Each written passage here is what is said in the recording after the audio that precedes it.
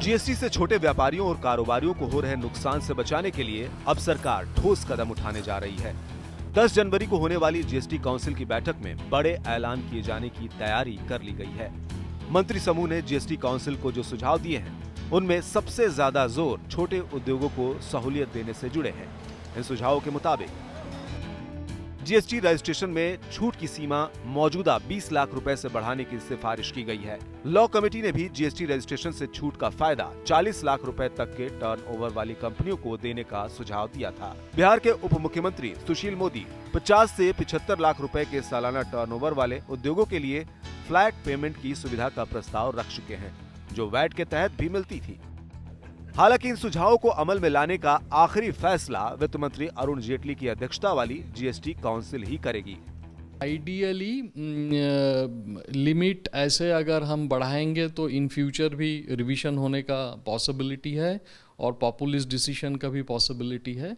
तो GST council हम expect करेंगे कि बहुत ही सोच समझ के ये डिसीजन ले, क्योंकि अगर लिमिट ऐसे बढ़ाया जाएगा तो उसमें एक एक्सपेक्टेशन भी बन जाएगा कि आगे भी ये लिमिट बढ़ता रहेगा।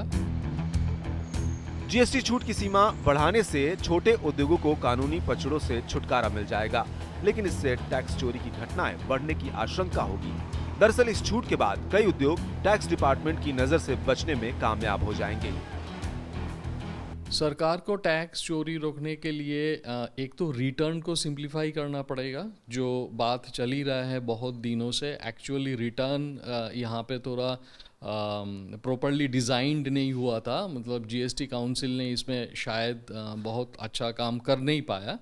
तो क्योंकि एक ही महीना में 3 रिटर्न का जो इनिशियली प्लान किया गया था, चाहे आप उसको रिटर्न कहिए या फॉर्म कहिए, बट वो बहुत ही हाई लेवल ऑफ कॉम्प्लायंस था जो इंडिया के लिए सूटेबल नहीं था।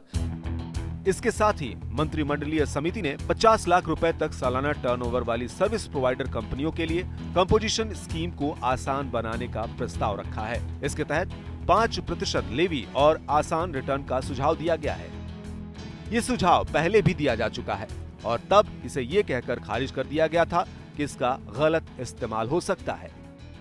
कंपोजिशन स्कीम की सीमा 1 करोड़ से बढ़ाकर 1.5 करोड़ रुपए करने का सुझाव दिया गया है। इन उद्योगों को तिमाही की जगह सालाना रिटर्न भरने की अनुमति देने की सिफारिश भी की गई है, लेकिन चालान के साथ ही तिमाही आधार पर ही टैक्स का भुगतान करने की शर्त इसमें जोड़ी गई है।